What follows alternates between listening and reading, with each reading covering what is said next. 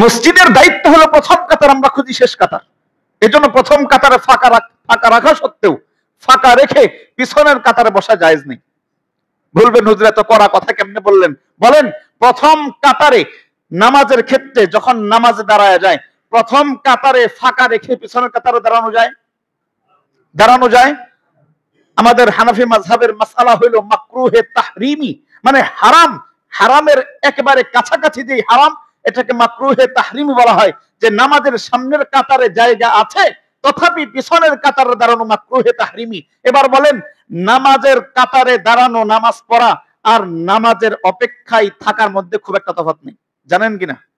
ইন্তিজারুস সালাতি আস-সালাত, নবীজি হাদিসের মধ্যে বলেছেন নামাজের জন্য অপেক্ষায় থাকাটাও নামাজ, মানে নামাজের সওয়াব, নামাজের মতো ফজিলত যদি তাই হয়, তাহলে আপনি সামনের কাতারে জায়গা ফাঁকা রেখে নবীজির হাদিসের বিরোধিতা করে কিভাবে পিছনের কাতারে বসলেন? এজন্য আমরা মসজিদে ঢোকার পরে প্রথম কাতার না দ্বিতীয় কাতার? দ্বিতীয় কাতার ফিল আপ হইলে দ্বিতীয় কাতার না তৃতীয় কাতার? মনে থাকবে ইনশাআল্লাহ? নাকি শুধু কথায় কথায়? পিছনে বসবো না সামনে? যত সামনে আসা যায় এটা হলো আমাদের এক নম্বর দায়িত্ব। এবার আসেন, আমি আসতে পারি নাই, পিছনে বসে পড়ছি। আসছি পিছনে, কিন্তু ফজিলত দরকার প্রথম কাতারে, এরকম লোক আমাদের সমাজে আছে না? আসছি পরে, কিন্তু প্রথম কাতারের ফজিলত আমার নেওয়া লাগবে। দুর্জার মুল্লুক তার, দুনিয়ার বাহিরে সব জায়গায় চলবে, কোথায় চলবে না বলেন? মসজিদ চলবে। কারণ মসজিদ কার? অধিকার কার?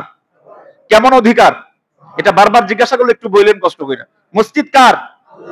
অধিকার কার? কেমন অধিকার? সমান অধিকার। এখানে যে পিছনে সে পিছনে, যে সামনে সে সামনে, পিছনের জন সামনে আসার কোনো অধিকার নেই, কোনো অধিকার নাই। আল্লাহর হাবিব সাল্লাল্লাহু আলাইহি ওয়াসাল্লাম একবার মিম্বারে এরকম খুতবা দিচ্ছেন, আলোচনা করতেছেন। এমন সময় পিছন থেকে এক লোক এভাবে মানুষকে ফাঁকা করে করে সামনে আসার চেষ্টা করতেছে। নবীজির কাছে নামাজ পড়বে, নিয়ত তো খারাপ। নবীজির কাছে নামাজ পড়বে, নিয়ত খারাপ না? এটা খারাপ না ভালো? সর্বোচ্চ ভালো। কেন চাই নবীজির পিছনে দাঁড়ায় নামাজ পড়তে? নবীজির সাহাবী, আমার আপনার মতো আদনা ইমানদার না, নবীজির সাহাবী পিছন থেকে নবীজির পিছনে, নবীজির কাছে, নবীজির তেলাওয়াত শুনে শুনে নামাজ পড়ার জন্য পিছন থেকে সামনে আসতেছেন। নবীজি বলতেছেন, এই ইজলিস ইজলিস ফাকাদ আদাইতা ওয়া আনাইতা।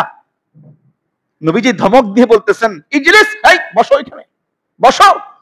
ফাকাদ আদাইতা ওয়া আনাইতা, একে তো দেরি করে আসছো, আবার মানুষকে কষ্ট দিচ্ছ। একটু বলেন, যেখানে নবীজির সাহাবী নবীজির কাছে নামাজ পড়ার ফজিলত নেওয়ার জন্য সামনে আসার অধিকার নাই, সামনে আসার অনুমতি নাই, আমি আপনি কোন সলিমদ্দি পেছন থেকে সামনে আসি? কে আমি? আপনি কে? কারো অধিকার নাই। মসজিদ কার? অধিকার কার? কেমন অধিকার? মাশাআল্লাহ, এটা আমি যেখানে ঢোকাই দিতে চাচ্ছি।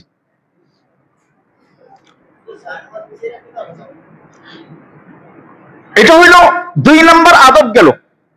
যে পিছনে আসবো সে পিছনে, যে যেখানেই থাকবো সে সেখানেই, সামনে আসার অনুমতি নাই। এখন এই সুন্নতটা, এই আদবটা নষ্ট করছে কে? যে সামনের কাতার ফাঁকা রেখে পিছনে বসছে। এই দায়ভার তার, যে নাকি নবীর সুন্নত আদায়ে মসজিদের মধ্যে বিঘ্ন ঘটিয়েছে, সামনের কাতারে ফাঁকা রেখে পিছনের কাতারে বসছে। সব দায়ভার কার? তার। সে কেন সামনের জায়গা রেখে পিছনে বসলো? এজন্য দ্বিতীয় অপরাধী তাকে ধরার আগে আল্লাহ তাআলা প্রথম অপরাধীকে আগে ধরবেন। সামনে জায়গা কেন ফাঁকা রাখলা? আদব 2টা গেল। 3 নম্বর আদব, আমাদের একটা স্বভাব আছে, আমরা মসজিদে গিয়া, ময়লা আছে কিনা? আছে না? এরকম কিছু মানুষ আছে যে দেখি খাদেমকে, ইমামকে, মুয়াজ্জিনকে কিছু বলা যায় কিনা, দেখি সুযোগ পাওয়া যায় কিনা, এভাবে হাতায়। এরকম কিছু মুসল্লি আমাদের সমাজে আছে। এখানে নাই আলহামদুলিল্লাহ, আমাদের এখানে থাকার সুযোগও নেই। আমাদের খাদেম সাহেব যে সুন্দর করে পরিষ্কার করে, সুযোগ কই? কিন্তু অন্য জায়গায় এরকম মুসল্লি আছে, গিয়া সুযোগ সন্ধানী, কিভাবে লুকমা দেওয়া যায়। এখানে আদব হইল, আপনি মসজিদে যে ময়লা আপনার সামনে আসছে, ওই ময়লা আপনি নিজে টোকাবেন। এটা আপনার আদব, ওইখানে ভুল ধরার জায়গা না। যেই ময়লা আপনার সামনে যেই চোখে পড়বে ওই ময়লা আপনি নিজে পরিষ্কার করবেন। এটা মসজিদ, এটা আল্লাহর ঘর, এটা আপনারও তাই জিম্মাদারি। ওই মসজিদের অন্যান্য মানুষের যে জিম্মাদারি, আপনারও একই জিম্মাদারি। রবের ঘর পরিষ্কার রাখা আপনার জিম্মাদারি। আপনি মনে করছেন যে 2000 টাকা দিয়ে খাদেম রাখছেন দিকে আপনার কোন জিম্মাদারি শেষ, সব ফুরাই ফেলছেন, এই সুযোগ নাই। আপনারও জিম্মাদারি আছে। মসজিদে ময়লা হইলে আপনাকেও পরিষ্কার করতে হবে। আলহামদুলিল্লাহ এই মসজিদে দেখি আমাদের সভাপতি সাহেব, কেশিয়ার সাহেব সবাই মিলে পরিষ্কার শুরু করে। এটা খুব ভালো একটা ব্যাপার। অন্য অন্য মসজিদে এটা খুব কম দেখা যায়, খুব কম। মানে নিজেরা হাই হাই আমরা তো কমিটি, আমরা কেন পরিষ্কার করব? আরে কমিটি ময়লা কোনো কথা নাই, ইমাম ময়লা কোনো কথা নাই। মসজিদ আল্লাহর ঘর, এখানে ময়লা হইলে সকলকেই পরিষ্কার করতে হবে, এটা সকলের জিম্মাদারি। এখন ময়লা হইলে কি করবেন? ময়লা হইলে কি করবেন? সবচাইতে সুন্দর আদব উলামায়ে কেরাম যেটা বলেন, যেটা আমিও করার চেষ্টা করি। অনেক সময় দেখবেন যে এইসব মাথা চুলকাইতেছে, দাড়ি চুলকাইতেছে, দাড়ি পড়তেছে, চুল পড়তেছে, এইভাবে নাক পরিষ্কার করতেছে, এরকম মুসল্লি আছে না? অনেক আছে। পরিষ্কার করতেছে, কইটা মসজিদে ফেলতেছে। আদবের দাবি হইল, যদি মসজিদে কোনো ময়লা পান, নিজের হোক, নিজের হইল তো প্রশ্নই আসে না। যদি মসজিদের পক্ষ থেকে কোন ময়লাও সেখানে থাকে, সে ময়লাটা আপনি কি করবেন? উঠায় আস্তে করে পকেটে ঢুকায় ফেলবেন। পকেটে ঢুকাবেন। কোন চুল পাওয়া গেলে কোথায় ঢুকাবেন? পকেটে ঢুকায় ফেলবেন, মসজিদে রাখবেন না। এটা হলো মসজিদের আদবের খেলাফ। যে মসজিদকে পরিষ্কার রাখা, এটাও কার জিম্মাদারি? এটাও প্রত্যেকটা মুসল্লির জিম্মাদারি। এবার আসেন আরেকটা আদব। আমরা দেখবেন মসজিদে আসলেই আমাদের যত কাশি, হাঁচি, নাকের সমস্ত। আউযু বিল্লাহি মিনাশ শাইতানির রাজীম। বিসমিল্লাহির রহমানির রহিম। وأن المساجد لله فلا تدعوا مع الله أحدا وقال تعالى في آية أخرى ولولا دفع الله الناس بعضهم ببعض لهدمت صوامع وبيع وصلوات ومساجد يذكر فيها اسم الله كثيرا وقال النبي صلى الله عليه وسلم خير بقاع الأرض المساجد وشر بقاع الأرض أسواقها أو كما قال النبي عليه الصلاة والسلام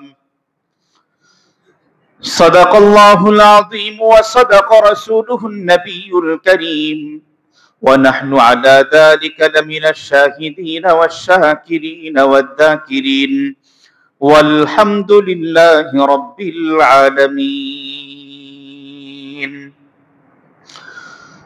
সকলেই মুহাব্বতের সাথে রাসূলের শানে দুরূদ ইব্রাহিম পাঠ করি। আল্লাহুম্মা সাল্লি আলা মুহাম্মাদিন ওয়া আলা আলি মুহাম্মাদ কামা সাল্লাইতা আলা ইব্রাহিম وعلى آل إبراهيم إنك حميد مجيد اللهم بارك على محمد وعلى آل محمد كما باركت على إبراهيم وعلى آل إبراهيم إنك حميد مجيد اللهم صل على سيدنا ونبينا وشفيعنا وحبيبنا ومولانا محمدا عبده ورسوله صلى الله تعالى عليه وعلى آله وصحبه وبارك وسلم تسليما كثيرا كثيرا। আলহামদুলিল্লাহ, যাবতীয় প্রশংসা সেই মহান রব্বে করিমের দরবারে, যেই মহান রব্বে করিম দীর্ঘ এক সপ্তাহ পর জুমার দিন জুমার মসজিদে আসার বসার তৌফিক দান করেছেন।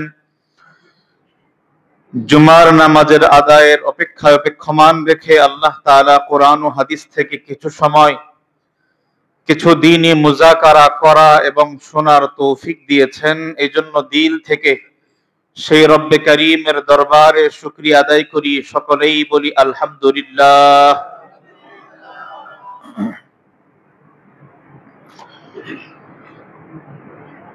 মুহতারাম হাজিরিন, একজন মানুষকে সম্মান করা বা অসম্মান করা, কোন জায়গাকে সম্মান করা অসম্মান করার পূর্ব দাবি হইল ওই মানুষকে আগে চেনা। রাস্তা দিয়ে অনেক মানুষ চলতেছে, একজন চোর চলতেছে, আরেকজন ম্যাজিস্ট্রেট চলতেছে।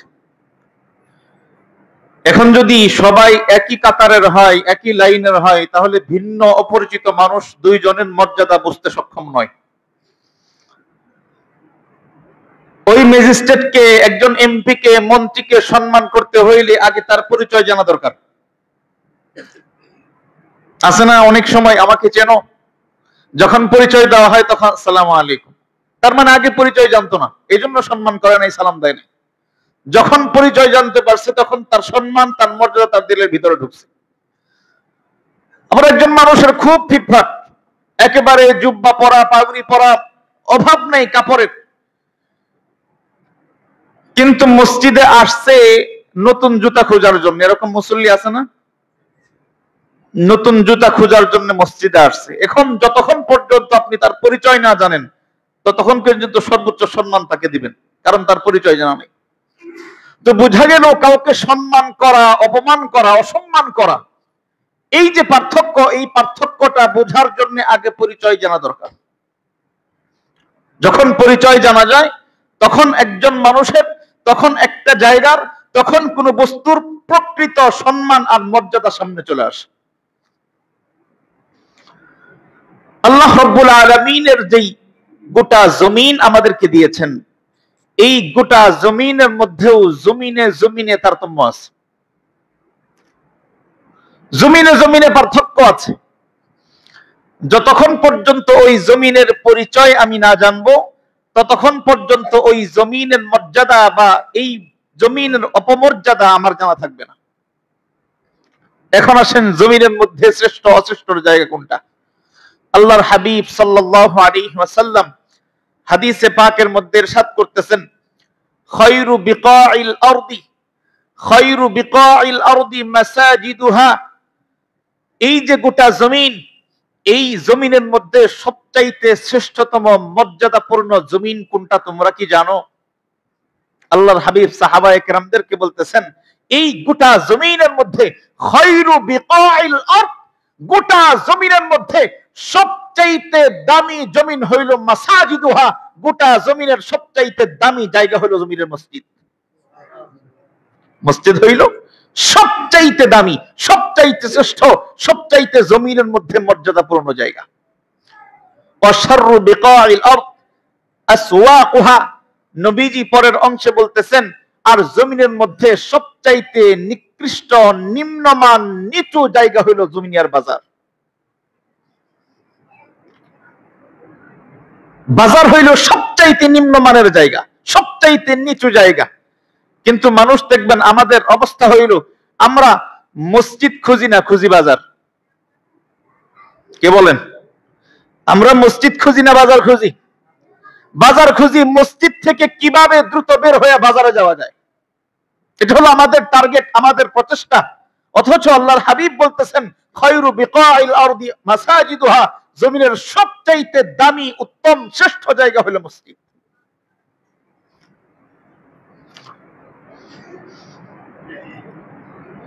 এবার আসেন, মসজিদকে আল্লাহর হাবিব সবচাইতে দামি কেন বললেন?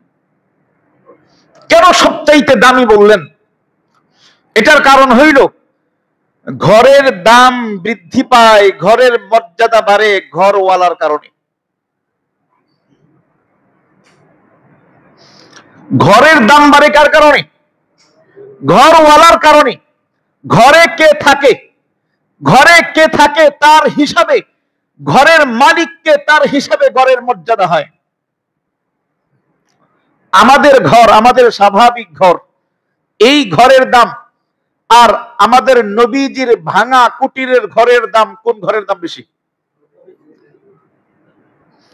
নবীজির ঘর তো ভাঙা, সেখানে এত সুন্দর অট্টালিকা নাই, এত সুন্দর ঘরে ডেকোরেশন নাই, কিন্তু সেটা নবীজির ঘর। বলেন দাম কোনটা? কেন? কারণ মালিক নবীজি, মালিক সর্বশ্রেষ্ঠ মানব, মালিক যেহেতু সবচাইতে শ্রেষ্ঠ ব্যক্তিত্ব, অতএব তার ঘর আমার আপনার কোটি দালান কোঠার চাইতে ওই এক ছাপড়া ঘর অনেক বেশি দামি, কারণ তার মালিক বড় দামি। এবার আসেন, সমস্ত সৃষ্টিকে, সমস্ত মানবকে, সমস্ত সৃষ্টির যেই স্রষ্টা, সেই স্রষ্টার ঘরের দাম কেমন হওয়া দরকার? সহজ ব্যাপার, হিসাব সহজ, এত কঠিন ব্যাপার না। যেহেতু রবের ঘর, যেহেতু আল্লাহর ঘর, এজন্য আল্লাহর ঘর হওয়ার কারণে মসজিদ দুনিয়ার সবচাইতে দামি ঘর, দুনিয়ার সবচাইতে দামি জায়গা। কেমন দামি? ওলামায়ে কেরাম বলেন যে মসজিদের একটা ঝাড়ু, মসজিদের একটা জুতার বাক্স, মসজিদের একটা নিম্নমানের 500 টাকার চেয়ার আমার আপনার ঘরের কোটি টাকার ফার্নিচারের চাইতেও অনেক অনেক অনেক গুণ বেশি দামি, অনেক গুণ বেশি দামি, যেহেতু এই ঘরটাই দামি ঘর। এবার বলেন মসজিদ কার? আরেকটু জোরে বলেন মসজিদ কার? মসজিদ আল্লাহ তাআলা। একটা ঘটনা শোনাই, কথা বুঝতে সহজ হবে।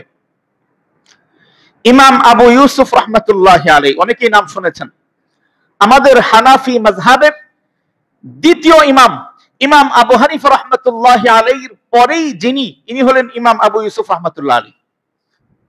ওনার আরেকটু পরিচয় যদি ভেঙে দেই, উনি ইমাম আবু হানিফা রাহমাতুল্লাহি আলাইহি এর ছাত্র। আমরা সিহা সিত্তা নাম শুনছি, যেটাকে 6 সহিহ কিতাব বলা হয়। বুখারী, মুসলিম, আবু দাউদ, তিরমিজি, নাসাই, ইবনে মাজাহ, এই যে 6 সহিহ কিতাব, সবচাইতে বিশুদ্ধ কিতাব, কোরআনের পরে সবচাইতে বিশুদ্ধ এই 6 কিতাব, যেই কিতাবের উপর আমাদের দ্বীন নির্ভরশীল, এই 6 কিতাবের ইবনে মাজাহ ছাড়া বাকি যেই 5 কিতাবের প্রণেতা ইমাম বুখারী, ইমাম মুসলিম, ইমাম তিরমিজি, ইমাম নাসাই, ইমাম আবু দাউদ, এই 5 ইমাম, এই 5 জন আলেম ইমাম আহমদ ইবনে হাম্বল রাহমাতুল্লাহি আলাইহির ছাত্র। ইমাম আহমদ ইবনে হাম্বল রাহমাতুল্লাহি আলাইহি ইমাম শাফিঈ রাহমাতুল্লাহি আলাইহির ছাত্র।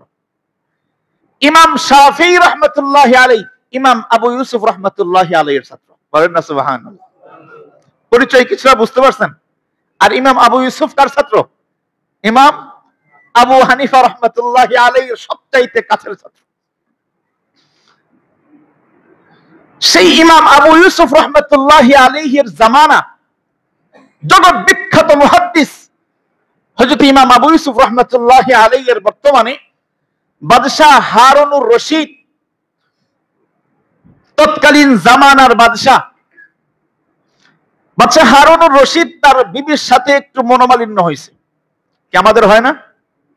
টুকটাক বাজে কিনা?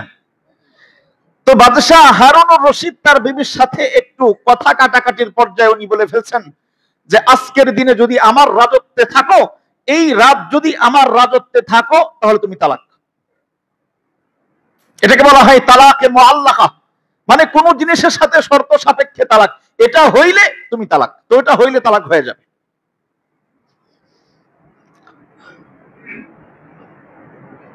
হাদিসের মধ্যে আসছে সবচাইতে নিকৃষ্ট যে হালাল আমাদের জন্য আল্লাহ করেছেন, নিকৃষ্ট হালাল। হালালের মধ্যে ভালো মন্দ আছে না?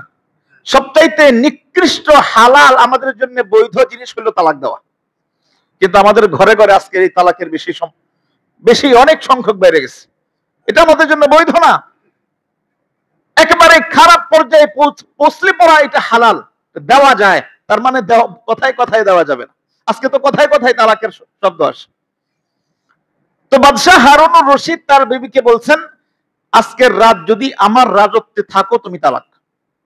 তখনকার জামানায় তো এরকম হাওয়াই জাহাজ, প্লেন ছিল না যে মুহূর্তের মধ্যে দৌড় দিবে, এরকম সিস্টেম ছিল না।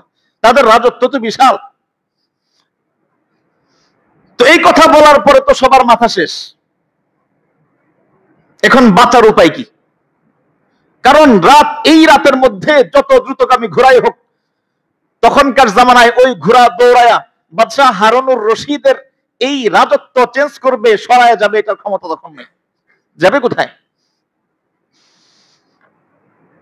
রাষ্ট্রের সমস্ত ওলামায়ে কেরামদেরকে ডাকা হয়েছে, বলেন কি ফতোয়া, এই তালাক ফেরানোর কোন সিস্টেম আছে কিনা? সকলেই বলছে যেহেতু আপনার রাজত্ব থেকে বাহির হওয়ার কোনো সুযোগ নেই, যেহেতু বাহির হইতে পারবে না, আপনার রাজত্বেই থাকতে হবে, তাহলে তো তালাক হয়ে যাবে, বাঁচার কোনো সিস্টেম নেই। কথা বুঝতেছেন? যখন কেউ সমাধান দিতে পারতেছে না, তালাক থেকে বাঁচানোর কোনো সিস্টেম নাই, সর্বশেষ ওলামায়ে কেরাম বলছেন যে যদি বাঁচানোর কেউ থাকে, যদি বাঁচানো যায়, যদি শরীয়তের কোনো ফাঁক ফুকর পাওয়া যায়, তাহলে ইমাম আবু ইউসুফের কাছে পাওয়া যাবে। ইমাম আবু ইউসুফ রহমতুল্লাহি আলাইহিকে ডাকা হয়েছে, উনি আসছেন, ওনাকে সবকিছু খুলে বলা হয়েছে যে এই পন্থায় তালাক দেওয়া হয়েছে যে যদি আজকের রাত আমি হারুনুর রশিদের রাজত্বে রাত কাটাও, তুমি তালাক। ইমাম আবু ইউসুফ রহমতুল্লাহি আলাইহি বলতেছেন পেরেশানির কোনো কারণ নাই, পেরেশানির কোনো কারণ নাই। আপনার বিবিকে আজকের রাতের জন্য মসজিদে অবস্থান করতে বলেন। কোথায়? মসজিদে অবস্থান করতে বলেন, তাহলে তালাক হবে না। তো অন্যান্য সকলেই হতভম্ব হয়ে গেছেন, এটা কেমন হইল? মসজিদ কি তার আন্ডারের বাহিরে? মসজিদ কি তার আন্ডারের বাহিরে? মসজিদে ঢুকলে, মসজিদে থাকলে আবার তালাক থেকে বাঁচবে কিভাবে?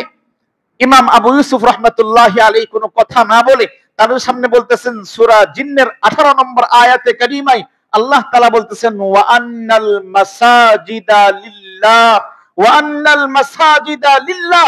দুনিয়ার গোটা জমিন মানুষকে ভাগ ভাগ করে দেওয়া যায়, কিন্তু মসজিদ এটা কোনো মানুষের নয়, মসজিদ কোনো প্রশাসনের নয়, মসজিদ কোনো সরকারের নয়, মসজিদ কোনো ব্যক্তি মালিকানার নয়, মসজিদ কোনো হারুনুর রশিদের নয়। মসজিদ কার? বলেন না, মসজিদ কার? মসজিদের মধ্যে কোন রাজত্ব খাটে না, মসজিদ স্বয়ং আল্লাহ তাআলার। মসজিদের প্রত্যেকটা ইঞ্চি কণা, প্রত্যেকটা বালু কণা আল্লাহ তাআলার হুকুমে, আল্লাহ তাআলার রাজত্বের ভিতরে। এইখানে কোন রাজত্ব চলে না, কোন রাজত্ব চলবে না। কথা সমাধান? যেহেতু মসজিদ আল্লাহর ঘর, এইখানে কার রাজত্ব নাই। দুনিয়ার সব জায়গায় রাজত্ব আছে, মসজিদের রাজত্ব নাই। মসজিদ কার? আল্লাহ। যেহেতু মসজিদ আল্লাহর, অধিকার কার? সকলের। কার? মসজিদ কার? লাগায়েন না, মসজিদ কার? অধিকার কার? সকলের। অধিকার কার? সকলের। মসজিদে সকলের অধিকার, সমান অধিকার। কেমন অধিকার? একটু কথা বলেন আজকে। মসজিদে, মসজিদ কার? অধিকার কার? কেমন অধিকার? মাশাআল্লাহ, সমান অধিকার। কেমন অধিকার? সমান অধিকার। সরকারের, প্রশাসনের, রিকশাওয়ালা, হকার, ইমাম, সভাপতি, সেক্রেটারি, ক্যাশিয়ার, সমান অধিকার। কারো কোনো বেশি কম কোনো অধিকার নেই। মসজিদের অধিকার কতটুকু? সমান অধিকার। এখানে কোনো তারতম্য চলবে না। দুনিয়ার সব জায়গায় বুক ফোলায় চলেন, মসজিদে কোনো বুক ফেলানো চলবে না।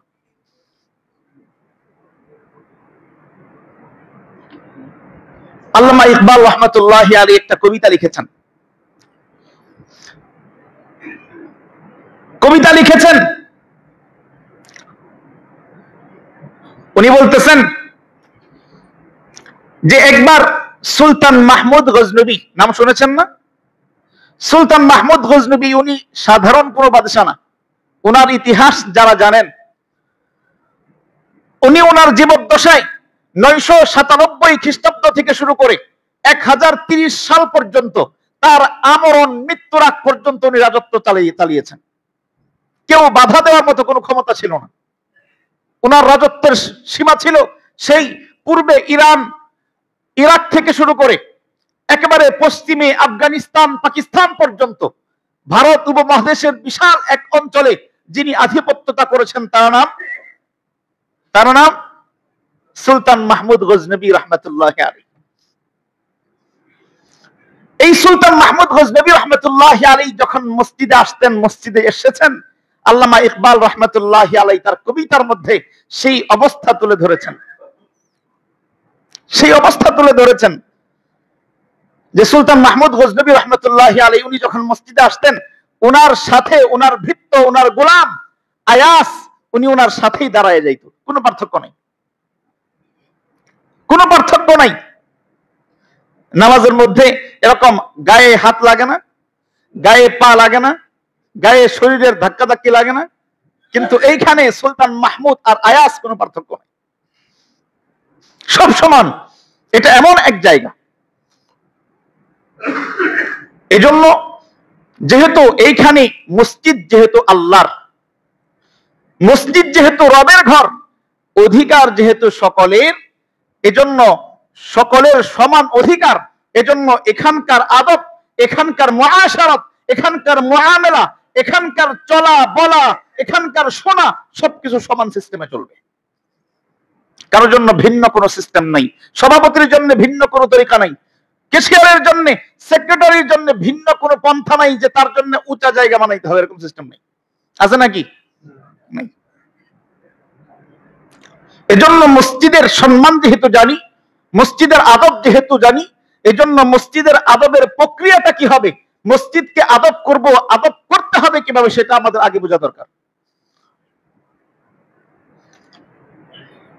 মসজিদের যতগুলো আদব আছে, মসজিদের যতগুলো আদব আছে, তার প্রথম আদব হইল মসজিদে ঢুকা এবং বের হওয়ার মধ্যে সিস্টেম আছে। কথাগুলো খুব মন দিয়ে শুনবেন, জরুরি কথা, আলোচনার সিস্টেমে বলতেছি। মসজিদে ঢুকা এবং বের হওয়া, এখানে ঢুকতেও 5টা আদব, বের হইতেও 5টা আদব। কয়টা আদব? মসজিদে ঢুকতে আদব কয়টা? 5টা। বের হইতে আদব 5টা। আমরা আগে ঢোকার আদব শুনি। ঢুকতে 5টা আদব। 1 নাম্বার বিসমিল্লাহ পড়া, 2 নাম্বার দুরুদ শরীফ পড়া, 3 নাম্বার মসজিদে ঢুকার দোয়া পড়া, 3 নাম্বার ডান পায়ে প্রবেশ করা, 5 নাম্বার ইতিকাফের নিয়তে ঢোকা। কয়টা হইল? 5টা। 1 নাম্বার বিসমিল্লাহ পড়া, 2 নাম্বারে দুরুদ শরীফ পড়া, 3 নাম্বারে মসজিদে ঢোকার দোয়া পড়া। এই 3টা একত্রে পড়া যায়, সেটা হইল বিসমিল্লাহি ওয়াসসালাতু ওয়াসসালামু আলা রাসূলিল্লাহি আল্লাহুম্মা ইফতাহলি আবওয়াবা রাহমাতিক। কয়টা হইল? 3টা হয়ে গেছে। বিসমিল্লাহ, দুরুদ শরীফ, দোয়া। এবার ঢুকতে কোন পা দিয়ে ঢুকতে হবে? ডান পা দিয়ে ঢুকতে হবে। ঢোকার সময় কি নিয়ত করতে হবে? ইতিকাফের নিয়ত করতে হবে। এই হলো মসজিদে ঢোকার সময় 5টা আদব। আপনি ঢুকেনি নাই, ঢোকার মধ্যেই 5টা আদব। ঢোকার পরে কত আদব বলেন? ঢুকেনি নাই, ঢোকার আগেই কি শুরু হয়ে গেছে? 5টা আদব শুরু হয়ে গেছে। এই আদব ছাড়া ঢুকবেন না, এই আদব ছাড়া ঢোকা যাবে না। এই যে মসজিদে ঢোকার আগেই যেখানে এত নিয়ম কারণ, যেখানে মসজিদে ঢোকার আগেই এত আইন, মসজিদে ঢোকার পরে না জানি কত আইন। বের হওয়ার সময় 5টা আদব। 1 নাম্বার বিসমিল্লাহ পড়া, 2 নাম্বার দুরুদ শরীফ পড়া, 3 নাম্বার মসজিদ থেকে বের হওয়ার নির্দিষ্ট দোয়া পড়া, 4 নাম্বার বাম পা দিয়ে বের হওয়া, 5 নাম্বার ডান পায়ের জুতা আগে পরিধান করা। মনে থাকবেন ইনশাআল্লাহ? এই হইল বের হওয়ার। ঠিক একই সিস্টেম, প্রথম 3টা একসাথে পড়া, বিসমিল্লাহি ওয়াসসালাতু ওয়াসসালামু আলা রাসূলিল্লাহি আল্লাহুম্মা ইন্নী আসআলুকা মিন ফাদলিক। কয়টা হইল? 3টা। এবার কোন পা দিয়ে বের হব? বাম পা দিয়ে বের হব। কোন পা আগে জুতা পরিধান করব? ডান পায়ে জুতা পরিধান করব। এই হইল ঢোকা আর বের হওয়া। এবার আসেন মসজিদের আদব কি? মসজিদে ঢোকার পরে আদব কি? মসজিদে ঢোকার পরে প্রথম আদব হইল মসজিদের একেবারে প্রথম কাতারে ইমাম সাহেবের বরাবর প্রথম গিয়ে দাঁড়ানো। আর আমরা দাঁড়াই কোথায়? পিছনের ওয়াল খুঁজি, যেখানে পিঠটাকে ঠেস লাগানো যায়। পিছনের ওয়াল কোথায় আছে? এটা হলো আমাদের সুন্নত। রাসূলের সুন্নত কি বলেন? প্রথম কাতারে ইমামের বরাবর দাঁড়ানো। তারপরে যে আসবে তার ডান পাশে, তারপরে যে আসবে তার বাম পাশে, তারপরের জন ডান পাশে, বাম পাশে, ডান পাশে, বাম পাশে। এভাবে করতে করতে প্রথম কাতার ফিল আপ হবে। দ্বিতীয় কাতারে ঠিক ইমাম বরাবর দাঁড়াবে। তারপরে যে আসবে ডানে, তারপরে বামে, ডানে বামে, এভাবে করতে করতে এটা হলো মসজিদের আদব। আর আমরা দাঁড়াই কোথায়? একেবারে একেবারে পিছনে, যেখানে খুঁটি আছে আর দেয়াল আছে, ওইখানে না হইলে তো আমার আরাম হবে না। তো বলা হয় দুই জায়গায় মানুষ পিছনে থাকে। কয় জায়গায়? দুই জায়গায় মানুষ পিছনে থাকে। একটা হইল দ্বীনি মজলিসে। কোথায়? দ্বীনি মজলিসে দেখবেন কে কত পিছনে বসতে পারে, একেবারে ওই শেষে, যাতে করে হঠাৎ করে বের হওয়া যায়। এটা একটা সিস্টেম। দ্বীনি আলোচনা চলতেছে, একেবারে পিছনে বসবে। আর দুই নাম্বার হইল মসজিদের কাতার, কে কত পিছনে যাইতে পারে, যাতে নামাজের সালাম ফেরানোর পর আর দেরি না হয়।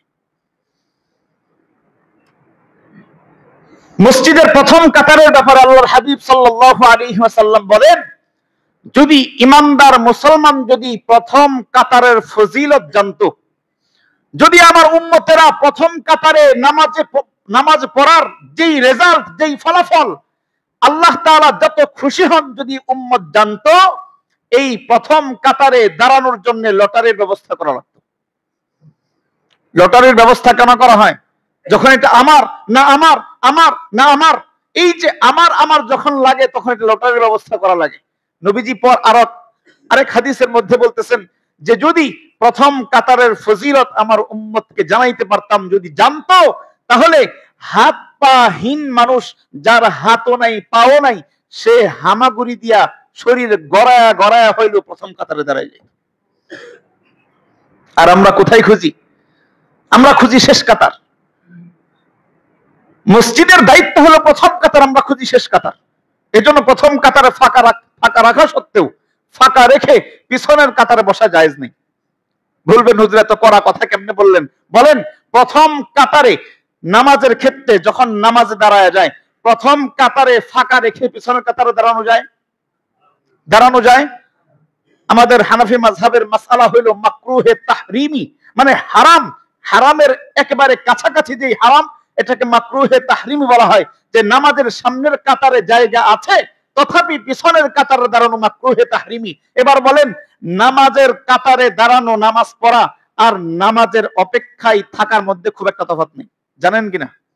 ইন্তিজারুস সালাতি আস-সালাত, নবীজি হাদিসের মধ্যে বলেছেন, নামাজের জন্য অপেক্ষায় থাকাটাও নামাজ, মানে নামাজের সওয়াব, নামাজের মতো ফজিলত যদি তাই হয়, তাহলে আপনি সামনের কাতারে জায়গা ফাঁকা রেখে নবীজির হাদিসের বিরোধিতা করে কিভাবে পিছনের কাতারে বসলেন?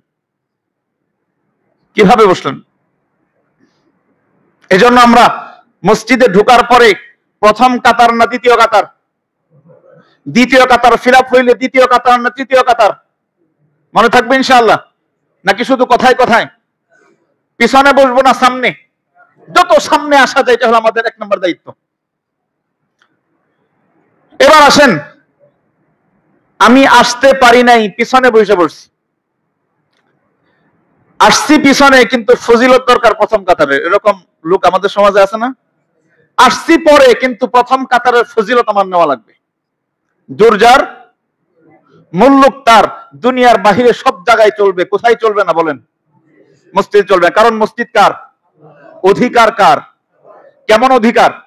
এটা বারবার জিজ্ঞাসা করলে একটু বললেন কষ্ট করে। মসজিদ কার? অধিকার কার? কেমন অধিকার?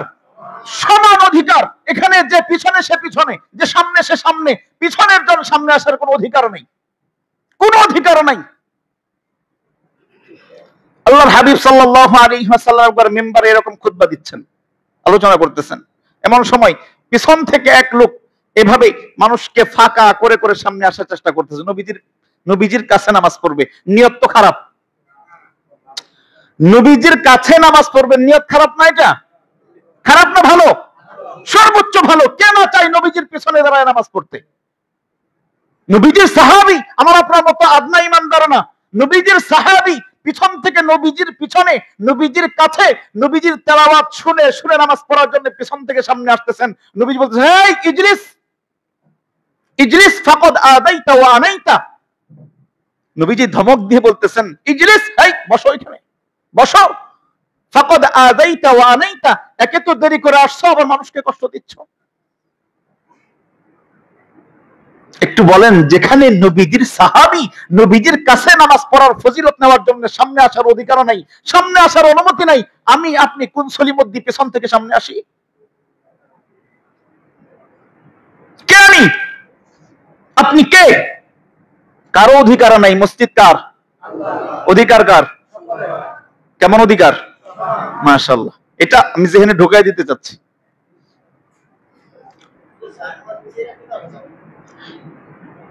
এটা হইল 2 নম্বর আদব গেল। যে পিছনে আসবো সে পিছনে, যে যেখানেই থাকবো সে সেখানেই, সামনে আসার অনুমতি নাই। এখন এই সুন্নতটা, এই আদবটা নষ্ট করছে কে? যে সামনের কাতার ফাঁকা রেখে পিছনে বসছে। এই দায়ভার তার, যে নাকি নবীর সুন্নত আদায়ে মসজিদের মধ্যে বিঘ্ন ঘটিয়েছে, সামনের কাতারে ফাঁকা রেখে পিছনের কাতারে বসছে। সব দায়ভার কার? তার। সে কেন সামনের জায়গা রেখে পিছনে বসলো? এজন্য দ্বিতীয় অপরাধী তাকে ধরার আগে আল্লাহ তাআলা প্রথম অপরাধীকে আগে ধরবেন। সামনে জায়গা কেন ফাঁকা রাখলা? আদব 2টা গেল। 3 নম্বর আদব, আমাদের একটা স্বভাব আছে, আমরা মসজিদে গিয়া, ময়লা আছে কিনা? আছে না? এরকম কিছু মানুষ আছে যে দেখি খাদেমকে, ইমামকে, মুয়াজ্জিনকে কিছু বলা যায় কিনা, দেখি সুযোগ পাওয়া যায় কিনা, এভাবে হাতায়। এরকম কিছু মুসল্লি আমাদের সমাজে আছে। এখানে নাই আলহামদুলিল্লাহ, আমাদের এখানে থাকার সুযোগও নেই। আমাদের খাদেম সাহেব যে সুন্দর করে পরিষ্কার করে, সুযোগ কই? কিন্তু অন্য জায়গায় এরকম মুসল্লি আছে, গিয়া সুযোগ সন্ধানী, কিভাবে লুকমা দেওয়া যায়। এখানে আদব হইল, আপনি মসজিদে যে ময়লা আপনার সামনে আসছে ওই ময়লা আপনি নিজে ঢোকাবেন। এটা আপনার আদব। ওইখানে ভুল ধরার জায়গা না। যেই ময়লা আপনার সামনে, যেই চোখে পড়বে ওই ময়লা আপনি নিজে পরিষ্কার করবেন। এটা মসজিদ, এটা আল্লাহর ঘর, এটা আপনারও তাই জিম্মাদারি। ওই মসজিদের অন্যান্য মানুষের যে জিম্মাদারি, আপনারও একই জিম্মাদারি। রবের ঘর পরিষ্কার রাখা আপনার জিম্মাদারি। আপনি মনে করছেন যে 2000 টাকা দিয়ে খাদেম রাখছেন দিকে আপনার কোন জিম্মাদারি শেষ, সব ফুরায় ফেলছেন? এই সুযোগ নাই, আপনারও জিম্মাদারি আছে। মসজিদে ময়লা হইলে আপনাকেও পরিষ্কার করতে হবে। আলহামদুলিল্লাহ, এই মসজিদে দেখি আমাদের সভাপতি সাহেব, কেশিয়ার সাহেব সবাই মিলে পরিষ্কার শুরু করে। এটা খুব ভালো একটা ব্যাপার। অন্যান্য মসজিদে এটা খুব কম দেখা যায়, খুব কম। মানে নিজেরা হাই হাই আমরা তো কমিটি, আমরা কেন পরিষ্কার করবো? আরে কমিটি ময়লা কোনো কথা নাই, ইমাম ময়লা কোনো কথা নাই। মসজিদ আল্লাহর ঘর, এখানে ময়লা হইলে সকলকেই পরিষ্কার করতে হবে, এটা সকলের জিম্মাদারি। এখন ময়লা হইলে কি করবেন? ময়লা হইলে কি করবেন? সবচাইতে সুন্দর আদব উলামায়ে কেরাম যেটা বলেন, যেটা আমিও করার চেষ্টা করি। অনেক সময় দেখবেন যে এইসব মাথা চুলকাইতেছে, দাড়ি চুলকাইতেছে, দাড়ি পড়তেছে, চুল পড়তেছে, এইভাবে নাক পরিষ্কার করতেছে, এরকম মুসল্লি আছে না? অনেক আছে। পরিষ্কার করতেছে, কইরা মসজিদে ফেলতেছে। আদবের দাবি হইল, যদি মসজিদে কোনো ময়লা পান, নিজের হোক, নিজের হইল তো প্রশ্নই আসে না। যদি মসজিদের পক্ষ থেকে কোনো ময়লাও সেখানে থাকে, সে ময়লাটা আপনি কি করবেন? উঠায় আস্তে করে পকেটে ঢুকায় ফেলবেন। পকেটে ঢুকাবেন। কোন চুল পাওয়া গেলে কোথায় ঢুকাবেন? পকেটে ঢুকায় ফেলবেন, মসজিদে রাখবেন না। এটা হলো মসজিদের আদবের খেলাফ। যে মসজিদকে পরিষ্কার রাখা, এটাও কার জিম্মাদারি? এটাও প্রত্যেকটা মুসল্লির জিম্মাদারি। এবার আসেন আরেকটা আদব। আমরা দেখবেন মসজিদে আসলেই আমাদের যত কাশি, হাঁচি, নাকের সমস্ত শব্দ সব মসজিদে আসতে শুরু হয়। এরকম কিছু মুসল্লি আছে, মসজিদে আসলে দেখবেন একটু পর পর থুতু ফেলে। এই যে এটা ওটা, এটাও মসজিদের আদবের চরম বেয়াদবি। আল্লাহর হাবিব সাল্লাল্লাহু আলাইহি ওয়াসাল্লাম হাদিসের মধ্যে বলতেছেন, আল বুযাকু ফিল মসজিদি খাতিআ, আল বুযাকু ফিল মসজিদি খাতিআ। মসজিদের মধ্যে থুতু ফেলা, মসজিদে থেকে থুতু ফেলা, এটা খাতিআ, এটা নোংরামি, এটা ভুল, এটা পাপাচার, এটা গুনাহ। কিন্তু আমাদের মধ্যে দেখবেন মসজিদে আসলেই এই যে কফ ফেলা, থুতু ফেলা, নাক পরিষ্কার করা সব শুরু হয়ে যায়। অথচ নবীজি বলতেছেন কি, এটা খতিয়া। থুতু ফেলা যদি খতিয়া হয়, নাক পরিষ্কার করা কি? এটা আরো দুরূহ ব্যাপার। এজন্য মসজিদে এসে কখনো মসজিদের জানালা, মসজিদের দরওয়াজা, এগুলা কখনো নাক পরিষ্কার জন্য ব্যবহার করবেন না। মনে থাকবে না ইনশাআল্লাহ? এটা কখনো ব্যবহার করব না। কারণ মসজিদের জানালা এটাও মসজিদ, মসজিদের আশপাশ এটাও মসজিদ, মসজিদের সব কিছুই দামি। এজন্য মসজিদের জানালা দিয়ে আপনি থুতু ফেললেন, মসজিদের জানালায় তো থুতু লাগছে। এজন্য মসজিদের জানালা, মসজিদের দরওয়াজা এগুলা থুতুর জন্য ব্যবহার করা নিষেধ। মনে থাকবেন ইনশাআল্লাহ। এই হলো বেসিক কিছু আদব, যেই আদবগুলো আমাদের সকলের লক্ষ্য রাখা জরুরি। কিন্তু অত্যন্ত আফসোস আর পরিতাপের ব্যাপার যে আমরা মসজিদে আসি, মসজিদে এসে এখানে তো সওয়াবের জায়গা, এখানে কিসের জায়গা? সওয়াবের জায়গা। আসেন মসজিদ কেন আমরা আরেকটু বোঝার চেষ্টা করি। আল্লাহ রাব্বুল আলামিন সূরাতুল হজ্জের 40 নম্বর আয়াতে কারিমায় আলোচনা করেছেন, ওয়ালাউলা দাফউল্লাহিন নাস বা'দাহুম বিবা'দিন লাহুদ্দিমাত সাওয়ামি' ওয়া বিয়া' ওয়া সালাওয়াত ওয়া মাসাজিদু ইউযকারু ফীহা ইসমুল্লাহি কাসীরা। আল্লাহ রাব্বুল আলামিন বলতেছেন, দীর্ঘ আলোচনার পরে মসজিদের আলোচনায় আল্লাহ তাআলা বলতেছেন যে মসজিদ আল্লাহ কেন বানিয়েছেন। আল্লাহ তাআলা বলেন, ওয়া মাসাজিদু ইউযকারু ফীহা ইসমুল্লাহি কাসীরা। মসজিদ হলো এমন জায়গা যেখানে অধিক হারে আল্লাহ তাআলার নাম জপা হয়। ইউযকারু ফীহা ইসমুল্লাহ, যেখানে আল্লাহর নাম নেওয়া হয়, আল্লাহর নাম আলোচনা হয়। কাসীরা, অনেক বেশি, অনেক বেশি, বহুত, যেখানে আল্লাহর নাম আলোচনা হয় তার নাম মসজিদ। দেখবেন মসজিদে আসার শুরু থেকেই তো আল্লাহর নাম। আমরা আজান শুরু করি কি দিয়া বলেন? আল্লাহু আকবার, আল্লাহু আকবার। আজান শুরু হয় কি দিয়া? আল্লাহ নাম দিয়া। আজান শেষ হয় কি দিয়া? লা ইলাহা ইল্লাল্লাহ। কার নামে শুরু শেষ হয়? আল্লাহ তাআলার নামে শেষ হয়। ইকামত শুরু হয় কি দিয়া? আল্লাহ তাআলার নামে। ইকামত শেষ হয় আল্লাহ তাআলার নামে। নামাজ শুরু হয় কি দিয়া? আল্লাহু আকবার। নামাজ শেষ হয় কি দিয়া? আসসালামু আলাইকুম ওয়া রাহমাতুল্লাহ। আল্লাহ তাআলার নামে নামাজ শেষ হয়। আমরা কোরআন তেলাওয়াত শুরু করি কি দিয়া? বিসমিল্লাহ, আল্লাহ তাআলার নামে শুরু। কোরআন শেষ করি কি দিয়া? সাদাকাল্লাহুল আযীম, আল্লাহ তাআলার নামে শেষ। যা কিছু করি, নামাজ শুরু করি আলহামদুলিল্লাহ, নামাজের প্রত্যেকটা আয়াত আয়াত তেলাওয়াত করি আল্লাহ তাআলার নাম। আমরা রুকু করি সুবহানা রাব্বিয়াল আযীম, রুকু থেকে উঠি সামিআল্লাহু লিমান হামিদা, সিজদা করি সুবহানা রাব্বিয়াল আ'লা, সিজদার মাঝখানে উঠি আল্লাহুম্মা গফিরলি, সিজদা আবার সিজদায় যাই সুবহানা রাব্বিয়াল আ'লা। এই যে প্রত্যেকটা মুহূর্তে মুহূর্তে কার নাম জপা হয়? ইউযকারু ফীহা ইসমুল্লাহি কাসীরা। মসজিদ তো এমন জায়গা যেখানে মুহূর্তে মুহূর্তে এমন ঘন ঘন বেশি বেশি যেখানে আল্লাহ তাআলার নাম জপা হয়। কিন্তু আমরা তো এসে মসজিদে যত ধরনের বাড়ির আলাপ, ক্ষেতের আলাপ সব করি। আল্লাহ তাআলার কোরআন বলতেছে মসজিদের মাকসাদ হইল মসজিদ দিয়া আল্লাহ তাআলার নামের আলোচনা হবে। কিন্তু আমরা মসজিদকে বানাইছি দুনিয়ার আলোচনা করার জন্য। আমরা একটা মৌলিক কথা জেনে রাখি। অনেকের ভিতরে প্রশ্ন আসতে পারে, নবীজি তো মসজিদে বসে গোটা রাষ্ট্র চালাইছেন, গোটা দুনিয়া চালাইছেন মসজিদে বসে, তাহলে আমি মসজিদে কথা বললে সমস্যা কি? হ্যাঁ, মসজিদের কথা দুই প্রকার। কয় প্রকার? দুই প্রকার। যদি আমার কথার সাথে ইসলামের স্বার্থ থাকে এই কথা বলা যায়। যদি আমার কথার সাথে ইসলামের স্বার্থের সম্পর্ক থাকে, যে কোনো ইঙ্গিতে হোক, ওই কথায় মসজিদে জায়েজ। যদি আমার কথার সাথে ইসলামের কোনো ন্যূনতম সম্পর্ক না থাকে, শুধু নিছক দুনিয়ার হয়, ওই কথা মসজিদে বলা হারাম, হারাম, হারাম। কথা বুঝাইতে পারছি?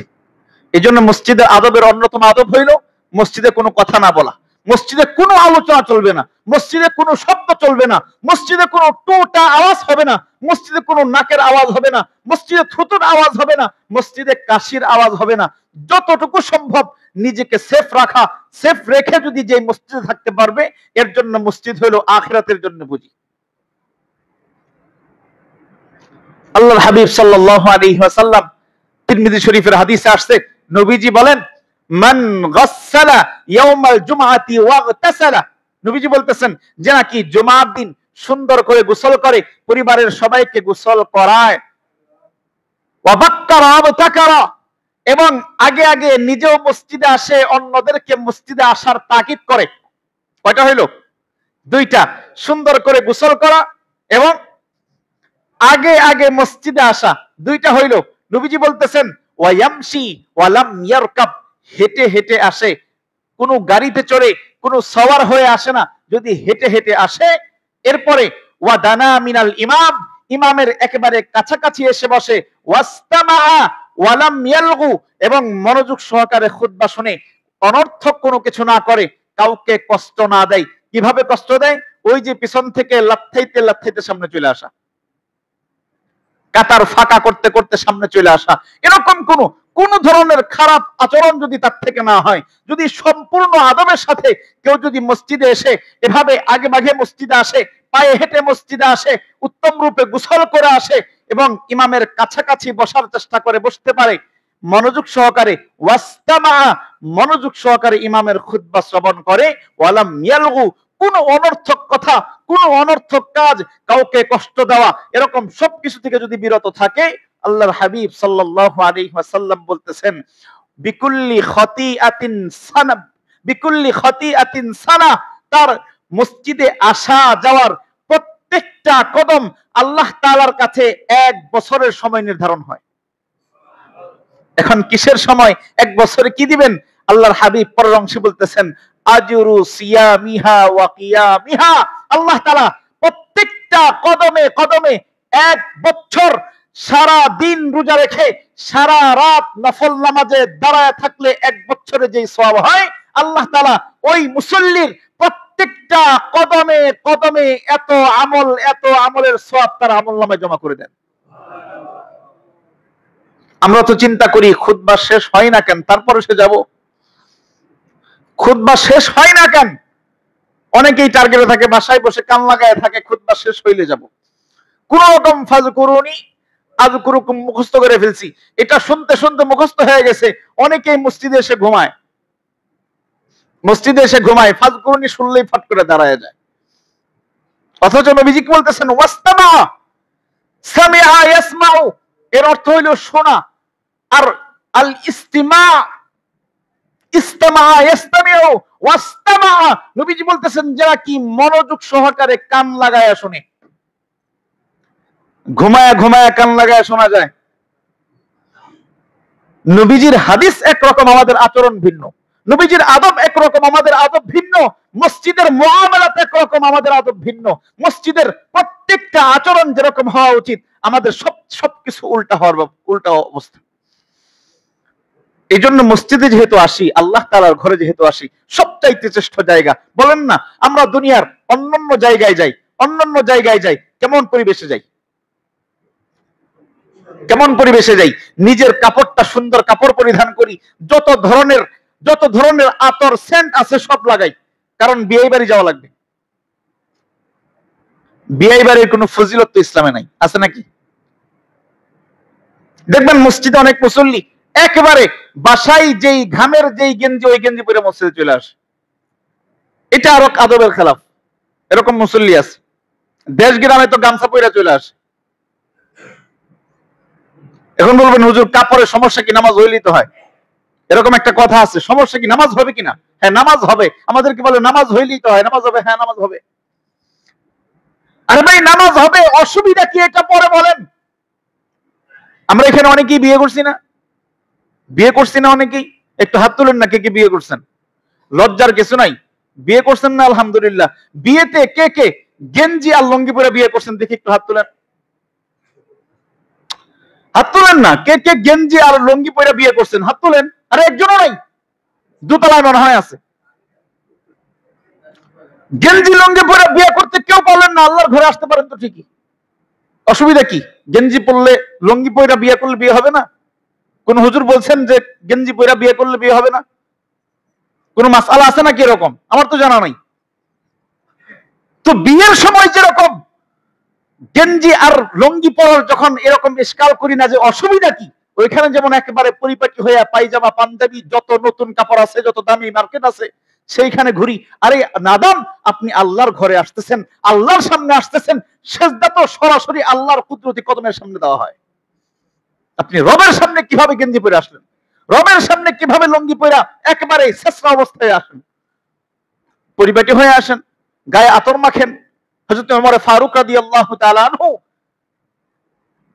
ইসলামের দ্বিতীয় খলিফা হযরত ওমর ফারুক রাদিয়াল্লাহু তাআলা আনহু জুমার দিন নিজে মসজিদ নিজ হাতে পরিষ্কার করতেন, গোটা মসজিদে আতর দিয়ে ধুয়ে দিতেন। আর আমরা তো আতর লাগানোই জানি না। আমরা মনে করি আতর কে ব্যবহার করে, ওই যে বিয়ের সময় আতর দিবে আর মরার পরে কাফনের মধ্যে আতর লাগাবে। আমরা আতরের ব্যবহার এটাই বুঝি অনেকেই। অথচ আতর হইল নবীজি 4টা জিনিস সবচাইতে বেশি পছন্দ করতেন। কয়টা জিনিস নবীজি খুব পছন্দ করতেন? 4টা জিনিসের মধ্যে অন্যতম একটা জিনিস হলো আত্মাত্তর। নবীজি আতর বড় ভালোবাসতেন। এজন্য নবীজির ভালোবাসার জন্য হইল তো আমাদের আতর ব্যবহার করা দরকার, আমাদের পরিপাটি কাপড় জামা পরিধান করা দরকার, আমাদের সুন্নতি জামা। আরে মসজিদে আসেন, আল্লাহর ঘরে আসেন, কেন নবীজির সুন্নত ছাড়া আসেন? অসুবিধার কথা বলি নাই, আপনি অসুবিধা বললে আমি ঠিক আছে। আর অসুবিধার কথা তো ওই বিয়ের সময় বলেন না। অসুবিধা নাই, কিন্তু আসবেন না কেন? আদব করবেন না কেন? এটা তো মসজিদ, এটা তো আল্লাহর ঘর, এটা তো আল্লাহর সামনে আসা। আপনি দাঁড়াইতেছেন তো কার সামনে দাঁড়াইতেছেন? রবের সামনে দাঁড়াইতেছেন। আপনি রুকু করতেছেন তো রবের সামনে রুকু করতেছেন। আপনি সেজদা করতেছেন তো সরাসরি রবের সামনে সেজদা করতেছেন। রবের সামনে ওই এইখানে ছেঁড়া, ওইখানে ফাটা, এই গেঞ্জি নিয়া, ওই নোংরা কাপড় নিয়া রবের সামনে কিভাবে সেজদা দেন? এটা তো সব জিনিস তো হালাল হারামের মাসআলা না। শ্বশুর বাড়ি তো খালি গায়েও যাওয়া যায়, যাওয়া যায় কিনা? শ্বশুর বাড়ি কে খালি গায়ে যায়? খালি গায়ে তো যাওয়া যায়। এখানে কি হালাল হারাম মাসআলা আছে? এই শ্বশুর বাড়ি খালি গায়ে যাওয়া যাবে না, মাসআলা কই? এরকম মাসআলা আছে নাকি? ওইখানে যান না কেন? সব জায়গায় বুঝেন, শুধু রবের ঘরে বুঝেন না। সবকিছু বুঝেন, নবীজির সুন্নত বুঝেন না। সব বুঝি, নবীজির আদব বুঝি না। সবকিছু বুঝি, শুধু ইসলামের ক্ষেত্রে বুঝি না। এই হলো আমাদের রূপ। আল্লাহ তাআলা আমাদের সকলকে মসজিদের আদব রক্ষা করে চলার তৌফিক দান করেন। আগামী সপ্তাহ থেকে আমি চাই, এটা আমার পক্ষ থেকে দাবি, এটা আমার অধিকার। নবীজির হাদিস শোনাই নাই, নবীজি ধমক দিয়েছেন, আমি তো আর ধমক দিতে পারবো না, ধমক দেবো না, কিন্তু এটা আমার দাবি, প্রথম যে আসবেন কেউ যেন মসজিদের পিছনের কাতারে বসতে না দেখি। পারবো না ইনশাআল্লাহ? নাকি রাগ করবেন? নাকি আসবেনই না, যে হুজুর চিল্লাই যাবো না, এরকম ব্যাপার আছে নাকি? ভাই, এটা তো আপনার ভালোর জন্য, এটা আপনার আদব। অন্য জায়গায় গেলেও তো একই হবে। হয়তো এখানে কেউ কেউ বলবে না আপনাকে। তো আসার পরে প্রথমে কোথায় বসবো? সামনের কাতারে। তারপরে যে আসবে দ্বিতীয় কাতারে। এরপরে যে আসবে দ্বিতীয় কাতার ফিল আপ হইলে তৃতীয় কাতারে। সামনে ফাঁকা রেখে কেউ পিছনে বসবো ইনশাআল্লাহ। এবার আসেন দ্বিতীয় কথা, পিছন থেকে কেউ সামনে কাউকে ডিঙিয়ে সামনে আসবো না। সে যত বড় লাটসাপ হোক না কেন, কেউ সামনে আসবো না।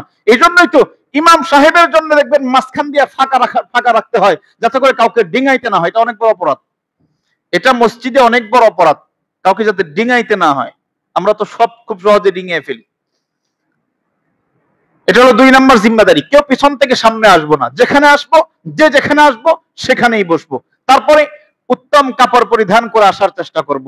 আতর লাগিয়ে সত্যিই সুন্দর অবয়ব নিয়ে, সুন্দর অবস্থান নিয়ে মসজিদে আসার চেষ্টা করব। পারবো না ইনশাআল্লাহ? আল্লাহ তাআলা আমাদেরকে তৌফিক দান করেন। মসজিদের পরিপূর্ণ আদব বুঝে তার উপর আমল করার আমাদের প্রত্যেককে তৌফিক দান করেন।